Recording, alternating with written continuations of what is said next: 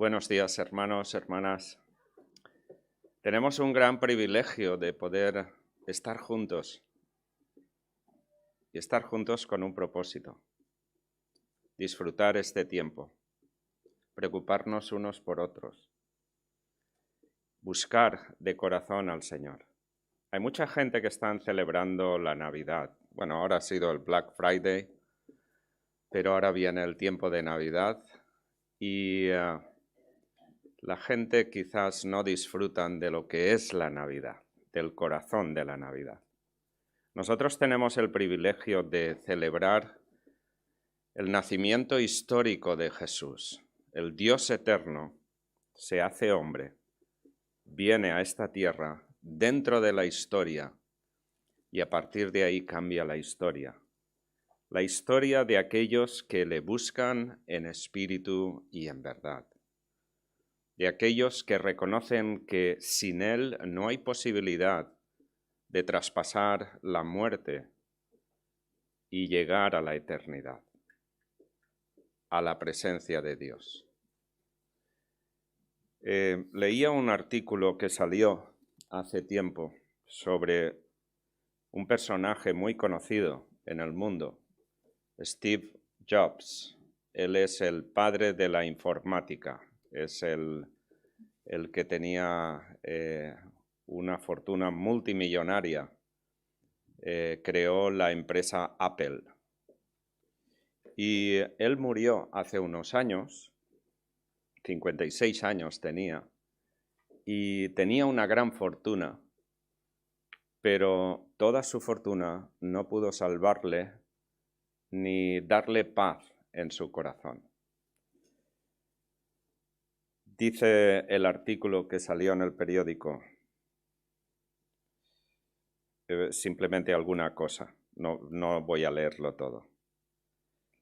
Pero una afirmación que él hizo cuando estaba ya en el hospital y sabía que él iba a morir. Las cosas materiales perdidas se pueden recuperar, pero hay una cosa que nunca se puede hallar cuando se pierde, y es la vida. Curiosamente, este hombre fue un hombre víctima de circunstancias de la vida. Él era multimillonario, pero de pequeño él fue abandonado por su padre. Él odió a su padre toda su vida. Y lo curioso es que cuando él creció y alcanzó fama y se hizo poderoso, él mismo repitió la historia de su padre. Porque él tuvo una hija, no estaba casado, pero tuvo una relación con una compañera de la universidad, tuvo una hija y se desentendió totalmente de ella. O sea, lo mismo que hizo su padre, lo hizo él. Y así pasó a lo largo de toda su vida.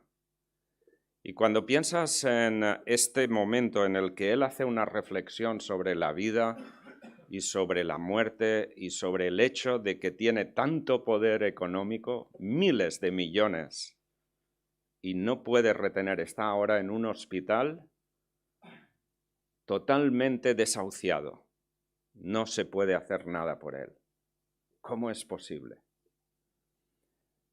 Es la realidad de este mundo que aparentemente quiere darnos felicidad. Buscamos encontrar el secreto de la vida, pero realmente tenemos que valorar lo que ocurrió en la Navidad. El por qué Jesús tuvo que venir del cielo, siendo Dios todopoderoso. Tuvo que humillarse porque se tuvo que hacer hombre. Hombre de verdad, hombre material como nosotros, con los sentimientos y las situaciones que nosotros pasamos, con dificultades, y al final tuvo que morir en una cruz. La Navidad está vinculada con la muerte, porque si no hubiera habido Navidad, nunca habría muerte. Y si no hay muerte, no hay salvación. Porque Él derramó sangre limpia, sangre sin pecado. Y es esa sangre la que ahora nos limpia del pecado. Y todos aquellos que creemos en Él, que le hemos entregado nuestra vida, no somos perfectos, no merecemos la salvación, lo sabemos, pero disfrutamos de una relación personal con Él. Tenemos su palabra que nos guía, nos enseña, nos fortalece. En momentos de debilidad acudimos a ella y encontramos consuelo. El Espíritu Santo que habita en nosotros es el sello de la garantía de que nuestras vidas están selladas, protegidas por Dios. Y cuando pasemos el umbral de la muerte, que lo pasaremos, será el principio de la vida. Porque cuando Él murió, resucitó el tercer día, y gracias a la muerte, Él triunfó sobre ella. Los que le mataron se quedaron contentos de que se lo habían quitado de encima, pero en realidad fracasaron, porque al matarle lo que hicieron fue dar vida a la vida. Y ese Jesús resucitado es el que pronto vendrá. Y yo creo que más pronto de lo que pensamos. No podemos decir cuándo. Si lo supiéramos lo pondríamos por el WhatsApp, pero no vamos a hacerlo. Pero Él vendrá.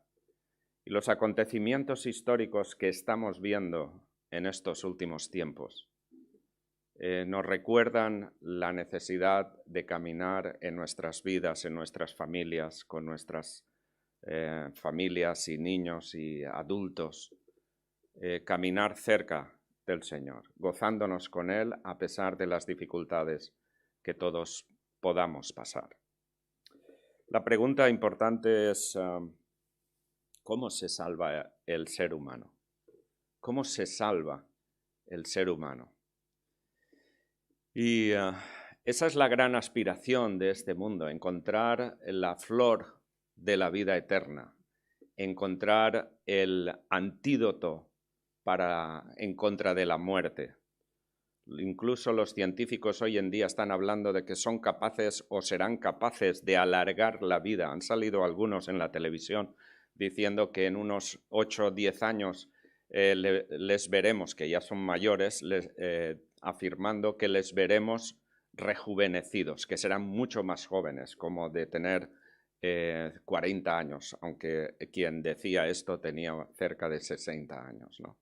Es una ilusión que desde hace miles de años el ser humano busca en Egipto, en las cuevas de Qumran, en lugares distintos en Latinoamérica, cuando los españoles conquistaron Latinoamérica y iban buscando la fuente, el agua, la flor de la vida eterna. Pero el ser humano, matemáticamente, cuando llega a su edad, tiene que cruzar el umbral de la muerte.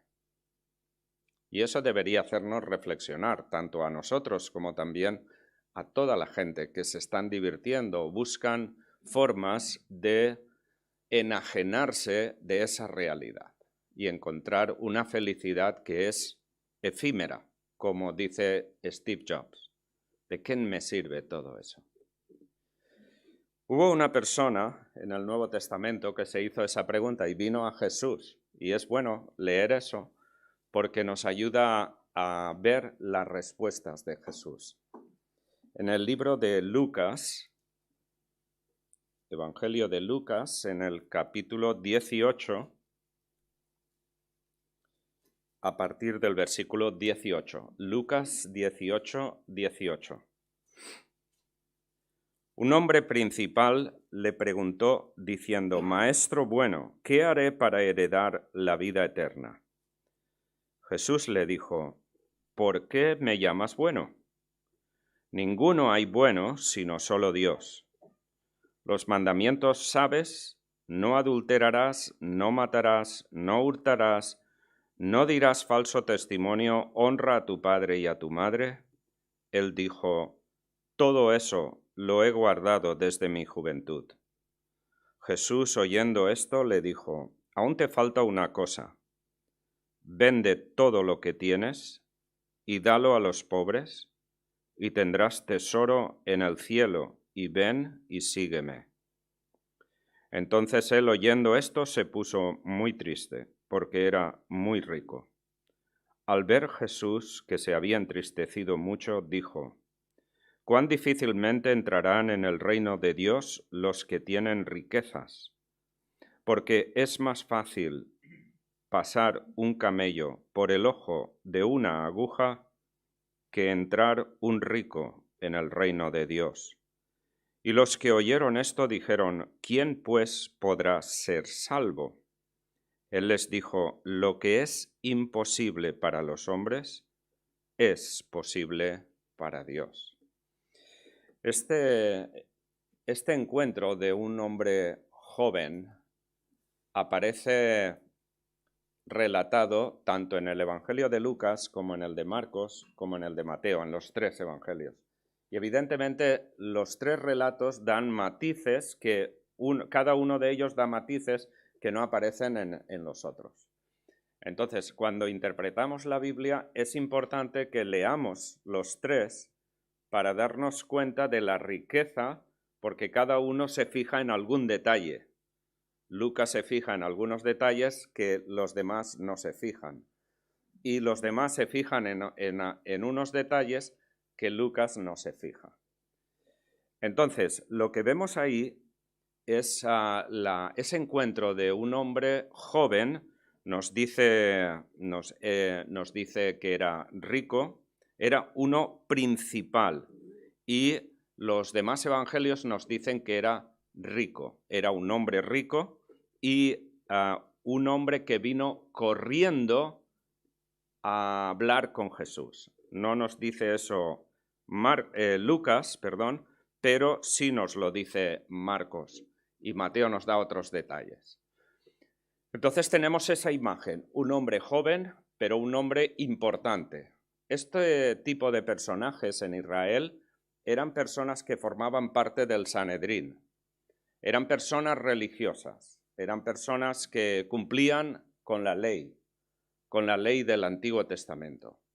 Y eran personas que normalmente andaban con cierta altitud, con cierta forma de superioridad sobre los demás. La gente venían a ellos a preguntarles, venían a ellos a pedirles consejo, y eran considerados como la máxima autoridad en Israel, entre los judíos. Lo que sorprende aquí es que esta persona viene corriendo delante de Jesús. Evidentemente Jesús había salido de la población y esta persona no quería que los demás le vieran haciendo o diciendo o preguntando lo que iba a preguntar. Así que salió corriendo y llegó donde Jesús estaba con sus discípulos y le hizo la pregunta: «Maestro bueno, ¿qué haré para heredar la vida eterna?». Maestro bueno, ¿qué haré para heredar la vida eterna? O sea, la concepción es: ¿qué tengo que hacer yo para ganarme el derecho de entrar en la vida eterna? Jesús ahí es muy cuidadoso y, en primer lugar, fijaros que le dice: ¿por qué me llamas bueno? ¿Por qué le llamó bueno? Muy curioso, porque la palabra que utiliza el joven es una palabra que se refiere a lo bueno en esencia. ¿Me explico? Hay palabras que nosotros decimos esto es bueno o bonito, que tiene que ver con la apariencia. Y la palabra que él utiliza ahí es la palabra que se refiere bueno en esencia. Desde adentro hacia afuera eres bueno, eres puro, limpio. Y es por eso que Jesús le llama la atención: ¿pero por qué me llamas bueno? Y le dice: porque solamente bueno es Dios. ¿No? Eso es lo que dice Jesús. Solo Dios es bueno. ¿Por qué me llamas bueno? Y ahí hubo un silencio. El joven no contestó. ¿Por qué no contestó? Porque la respuesta lógica es: maestro, te llamo bueno porque creo que tú eres Dios. Pero claro, ver a un hombre como a los hombres que estamos aquí, con 2 piernas, 2 brazos, una cabeza, un cuerpo, que habla como los demás, y decirle, tú eres Dios, pues ahí viene el problema. Porque además, si afirma, tú eres Dios, creo que tú eres Dios, evidentemente lo que Jesús vaya a decir tenía que hacerlo, si de verdad amaba a Dios. La cuestión es que el joven no contesta, ¿por qué me llamas bueno? Ninguno hay bueno, sino solo Dios. Ante el silencio del joven, él le pregunta, ¿los mandamientos sabes? No adulterarás, no matarás, no hurtarás, no dirás falso testimonio, honra a tu padre y a tu madre. Y él dice, todo eso lo he guardado. ¿Sería verdad o no sería verdad? A lo mejor era verdad, porque estos fariseos solían ser muy legalistas y guardaban la ley a rajatabla. Pero fijaros que lo que hace aquí Jesús es citar la segunda parte de la ley, no la primera. La ley del Antiguo Testamento tenía 2 tablas. Una era la primera, que tenía que ver con la persona de Dios. Amarás a Dios sobre todas las cosas, con todo tu corazón. No tendrás ídolos, etcétera, etcétera. Tiene que ver la primera parte sobre la persona de Dios y la responsabilidad del hombre con Dios, el hombre y la mujer, ser humano. Pero la segunda parte tiene que ver con nuestras relaciones con los demás. Honrarás a tu padre y a tu madre, no robarás, etcétera, etcétera. Y Jesús solo le cita la segunda parte de la ley, no le cita la primera, porque evidentemente no le ha sabido contestar. Si el joven realmente hubiera entendido y dicho, te llamo bueno porque creo que tú eres Dios, entonces hubiera demostrado que reconocía a Jesús como verdadero Dios. Pero no lo hace y por tanto le cita la segunda parte. Y él dice, pues todo eso lo he guardado. Jesús no le dice, no, pues no lo has guardado porque has hecho esto o lo otro. No lo hace. Simplemente le dice, oyendo esto le dijo, aún te falta una cosa. Versículo 22. Vende todo lo que tienes y dalo a los pobres y tendrás tesoro en el cielo y ven y sígueme. O sea, ahora es Dios quien está pidiéndole vender todo, darlo a los pobres y seguirle. No le dice, véndelo todo y dámelo a mí y ven conmigo y viviré y disfrutaremos de la vida. Jesús es único en la historia. No tiene afán por las riquezas, vive como pobre a pesar de ser el Rey de Reyes. Pero es el único que me ha demostrado a mí y a todo el mundo de que sus intereses no son los intereses del mundo. No son los intereses de los políticos, sus intereses son, el interés es el ser humano, la persona, porque él viene a dar su vida, a darlo todo. Steve Jobs nunca dio nada por la vida. Él mismo reprodujo la historia de la amargura suya con su propia hija. Y realmente acabó multimillonario, pero no pudo salvarse. Y este joven que vio que Jesús era alguien especial, no acabó de definir, tú eres Dios. Te llamo bueno porque creo que tú eres Dios. No lo hizo. Y es ahí donde Jesús le plantea, vende todo lo que tú tienes, deshazte de lo que es tu Dios en estos momentos y sígueme. Y encontrarás el verdadero sentido de la vida, la salvación. Pero evidentemente él quería mantener su estatus como persona, quería mantener su riqueza y no estaba dispuesto a desprenderse de ella. Él había trabajado, él había luchado en su vida, era la ilusión, era lo que le daba fama, era lo que le daba reconocimiento, lo que ante los demás le reconocían como una persona de valor. Pero esas cosas son las que destruyen la verdadera búsqueda de Dios. Entonces, oyendo esto, dice el versículo 23, se puso muy triste porque era muy rico. Él era muy rico, igual que Steve Jobs. Tenemos la misma situación aquí. Steve Jobs era muy rico y cuando llega el momento de la muerte, cuando llega el momento en que sabe que no hay esperanza para él, que su cuerpo está deteriorándose por todas partes, es cuando él hace una reflexión, lamenta y lamenta y lamenta, pero nunca llega a decir, Señor, perdóname. No lo hizo. Buscó a magos, buscó a personas espiritistas para ver qué es lo que le decían de lo que le esperaba ahora. Eso mismo hizo el que fue presidente de Francia, Mitterrand. Un hombre ateo o agnóstico toda su vida. Tiene un cáncer, igual que Steve Jobs, y cuando llegan los últimos días buscó a magos, a espiritistas, tratando de evaluar qué es lo que me espera ahora cuando yo muera. Esas son cosas que nos tenemos que plantear no en esos momentos de la muerte, sino antes. Este mes pasado tuve que ir a Valencia a solucionar o a aclarar un asunto que mi hermana no podía, por la edad que tiene, no podía tratar.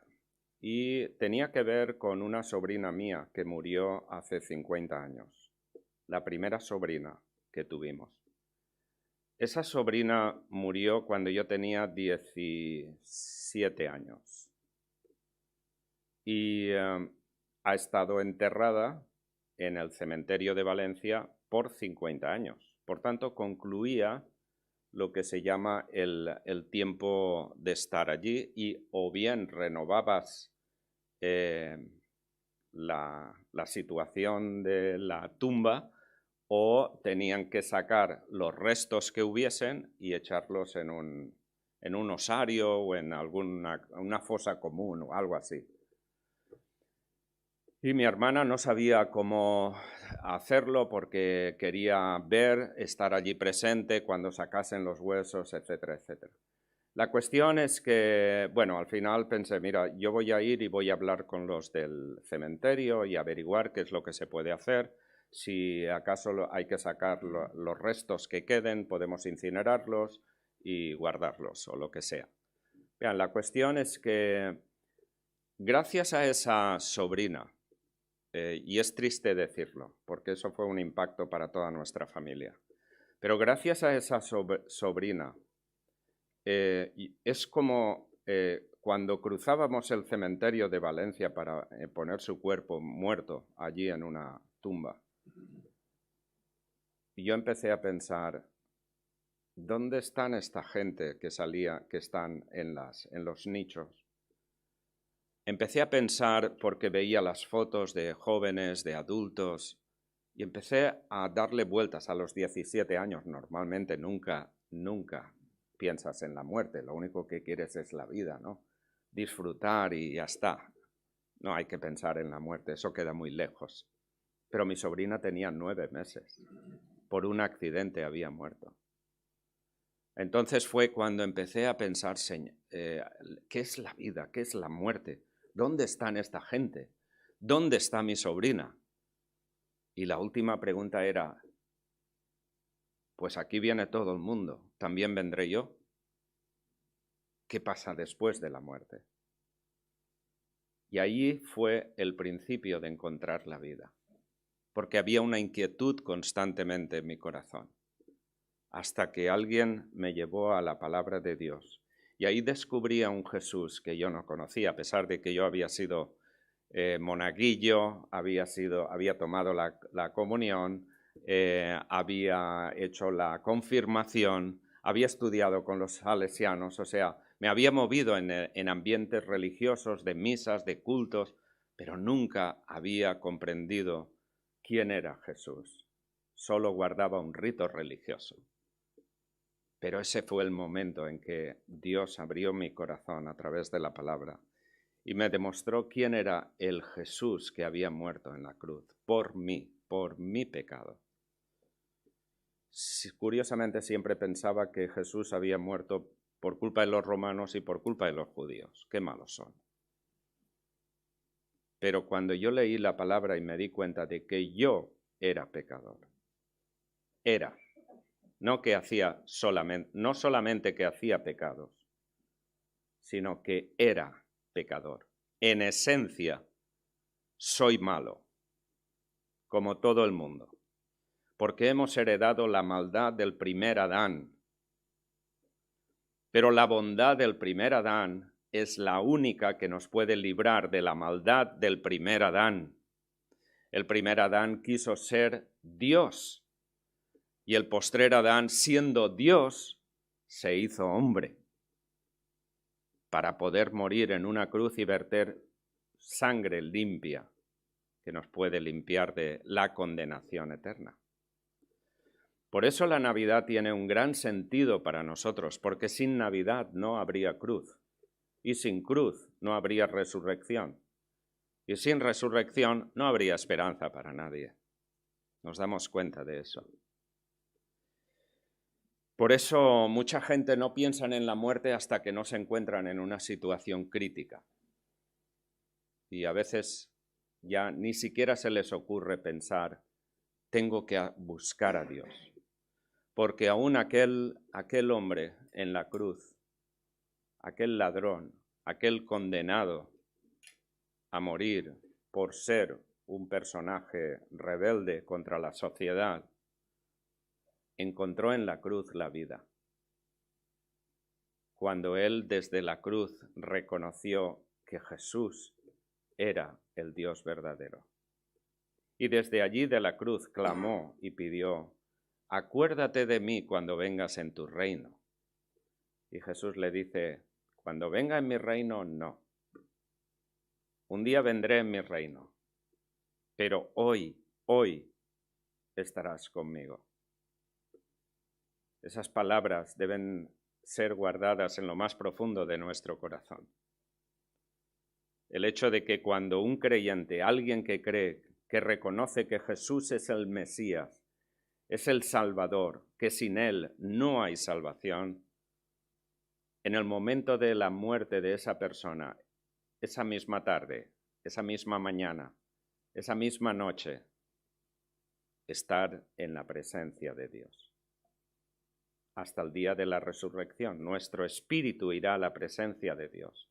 El cuerpo se pudrirá, pero en la resurrección tendremos un cuerpo glorificado. Este joven, al escuchar las palabras de Jesús, vende todo lo que tienes, vende a tu Dios, véndelo, repártelo y dalo a los pobres que no tienen. Despréndete de este Dios que tienes en tu vida. Pero él no estuvo dispuesto a renunciar a ello. No renunció a ello, se fue triste. Y Jesús, el joven oyendo esto se puso muy triste porque era muy rico. Y al ver Jesús que se había entristecido mucho, dijo, cuán difícilmente entrarán en el reino de Dios los que tienen riquezas. Es un gran poder, es aquello que el ser humano adoramos. Y esas riquezas, el bienestar, pueden eclipsar nuestra visión de lo que realmente importa en esta vida. Y es por eso que Jesús hizo esa proclamación un tanto a veces conflictiva, porque parece ser que podríamos pensar, o algunos podrían pensar, que seguir a Jesús implica tener que vender todo lo que tenemos. Él no lo hizo eso con nadie más, lo hizo con esta persona. ¿Por qué? Porque Jesús sabía que esta persona en su corazón, quien gobernaba su corazón, era la riqueza. Entonces lo que Jesús pretendía era demostrarle que él guardaba las cosas, era una buena persona, pero en realidad no amaba a Dios sobre todas las cosas. Lo que decía la primera parte de la ley: amarás a Dios, a tu Dios, de todo corazón, y lo amarás sobre todas las cosas, y no tendrás ídolos en tu vida. El ídolo de este joven era el dinero, era la gloria humana, y no estaba dispuesto a renunciar. Y ese es el problema. Pero cuando uno acepta a Jesús de corazón, no tienes por qué vender tus propiedades y seguirle, ni mucho menos. No lo hizo Jesús con los demás, excepto con los apóstoles que le siguieron, que lo hicieron de voluntad. Y es ahí cuando él pronuncia cuán difícilmente entrarán en el reino de Dios los que tienen riquezas. Es más fácil pasar un camello por el ojo de una aguja que entrar un rico en el reino de Dios. Aquí ha habido un poco a veces de confusión por esto, que significa un camello pasar por el ojo de una aguja. Una aguja, ya sabéis, sobre todo las mujeres que coséis y todo eso, que la aguja tiene un agujerito pequeño. ¿Cómo va a pasar el camello por ese agujero? Es imposible. No es que es difícil, es que es imposible. Entonces, ha habido algún teólogo que ha interpretado que allí en Jerusalén había una puerta que se llamaba la aguja y que había una puertecita pequeña que cuando la gente llegaban por la noche cerraban las puertas de las murallas, y cuando llegaban gente con sus camellos más tarde del horario recomendado, cuando llegaban tenían que abrir esa puerta. Entonces el camello entraba arrodillado, tenía que agacharse, y eso era una señal de humildad, ¿no? Pero en realidad, históricamente, no existió ninguna puerta en Jerusalén que se llamase la aguja. Lo que Jesús está diciendo ahí es que, al decir es más difícil que un camello, que es más fácil que un camello pase por el ojo de una aguja, claro, la cuestión es, un camello no puede pasar por el ojo de una aguja, es imposible. Y eso es lo que él quería decir. ¿Por qué quería decir eso? Porque al final, fijaos lo que dice en el versículo 27, lo que es imposible para los hombres es posible para Dios. De hecho, la misma gramática lo define, porque es muy diferente decir una aguja a decir la aguja. Es muy diferente. La gramática lo define muy claramente. Si yo digo, en Barcelona hay, en una de las Sagradas Familias o de la Sagrada Familia, evidentemente es que hay varias. O si digo la Puerta de Alcalá, es una puerta. Pero si digo una puerta de Alcalá, es que hay muchas puertas. ¿Me explico? Lo que dice Jesús es una, no dice la puerta.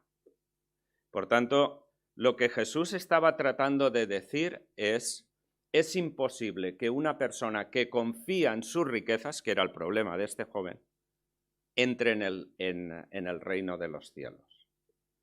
Si confía en sus riquezas para entrar en el reino de los cielos, está perdido. Tiene que desprenderse de esa confianza y confiar en Dios. Porque si confía que por ser rico, por ser famoso, por ser conocido, por ser poderoso, puede ganarse a Dios, está equivocado. Una persona tiene que desprenderse de esa falsa esperanza, de ese ídolo que puede haber en el corazón de que yo por mí mismo, por ser una buena persona, me puedo ganar el cielo. eso es el mayor ídolo que impide que las personas vengan a Jesús en arrepentimiento, pidan perdón, reconozcan que solamente a través de la sangre de Jesús puede salvarse. Y notad ahí que los apóstoles le contestan, sobre todo Pedro en el versículo 28.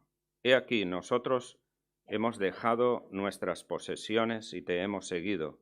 Él les dijo, de cierto os digo, que no hay nadie que haya dejado casa o padres o hermanos o mujer o hijos por el reino de Dios que no haya de recibir mucho más en este tiempo y en el siglo venidero la vida eterna.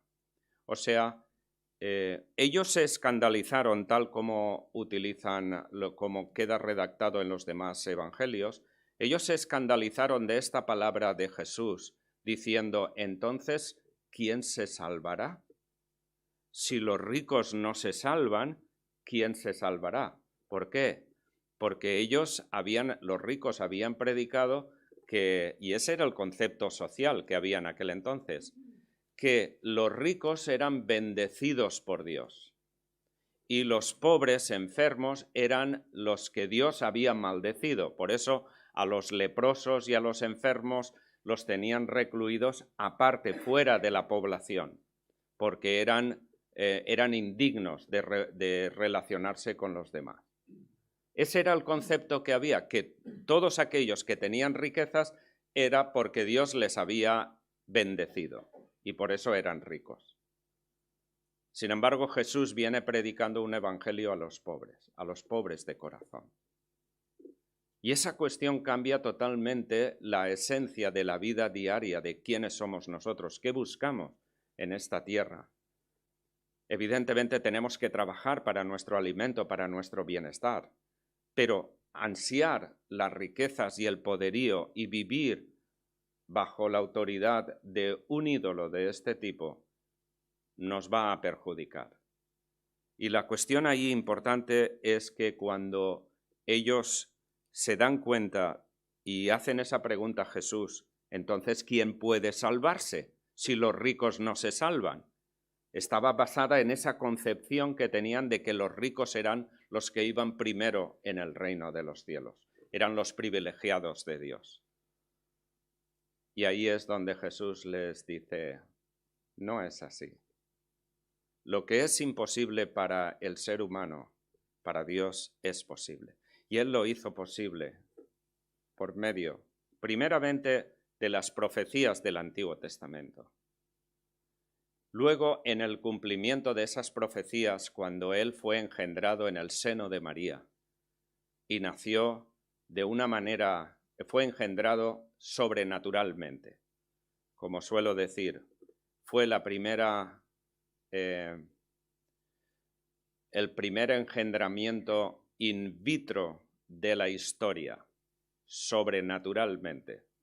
Dios inseminó en el cuerpo de María para que no hubiese acción humana, porque si hubiera habido acción humana, por ejemplo, por el esposo de María, José, entonces habría habido transmisión de la herencia genética del primer Adán, lo cual hubiera descalificado a Jesús como candidato para subir a la cruz.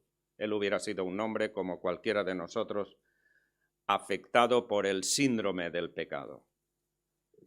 Pero por eso Dios intervino, igual que lo hizo con el primer Adán, que le creó de manera directa y sobrenatural, lo hizo también con Jesús. Utilizó el cuerpo de María, pero el esperma divino fue producido por Dios mismo. Y eso es lo que hizo que Él fuera un hombre igual en todo a nosotros, pero sin pecado. Y no solamente eso, sino que fue tentado en todo, pero sin pecado. No cometió pecado. No se desvió de la voluntad de Dios. Y Él es el autor de la gran salvación. Ahora podemos acercarnos a Dios gracias a esa sangre que se derramó. Ahora veremos muchas celebraciones de Navidad. la gente escapan de la esencia de la Navidad y lo que buscan es el folclore, el circo, los adornos y las cosas que, bueno, podemos disfrutar de ellas, pero si realmente no tienen conciencia de lo que significa la Navidad, no tienen conciencia de lo que significa el fin del mundo, no tienen conciencia de lo que significa la muerte y se pierden del derecho de poder responder al sacrificio de Jesús. Nosotros tenemos ese privilegio, así que vamos a disfrutarlo, disfrutar la Navidad, disfrutar cada día el hecho de nuestra relación con Dios. No vamos a tener una religión que sea perfecta ni nada de eso, no buscamos religiones, buscamos relación, una relación con el Salvador, con Dios. No somos perfectos y lo lamentamos mucho. Tenemos nuestras debilidades, a veces fallamos y fracasamos, pero tenemos que levantarnos y seguir mirando al Mesías. Señor, te necesito a ti. Maestro bueno, y tú eres bueno porque tú eres Dios, eres mi Dios. No perdamos eso de vista. Vamos a terminar con una oración. Padre, gracias por esta mañana y por este tiempo aquí. Gracias por tu palabra y tu presencia. Gracias porque tú diste a tu propio Hijo para que Él muriese en una cruz, hecho maldición por nosotros, para que nosotros recibamos la bendición. Y esta mañana reflexionamos sobre ese hecho histórico, pero también miramos hacia el hecho histórico cuando tú vengas a recoger a tu pueblo. Y por eso es que te damos gracias y te expresamos nuestro deseo de que vengas pronto a recogernos. Queremos estar contigo, disfrutar de tu presencia, verte cara a cara. Y por eso pedimos por nuestras familias, nuestros hijos, nuestros nietos, nuestros abuelos. Y rogamos, Señor, que cada uno de los familiares que tenemos y que no te conocen, que tú despiertes en sus corazones el deseo de buscarte en espíritu y en verdad. Y danos las palabras necesarias para poder compartir nuestra esperanza con gozo, con realismo, pero también con poder. Y lo pedimos en el nombre de Jesús. Amén. Amén.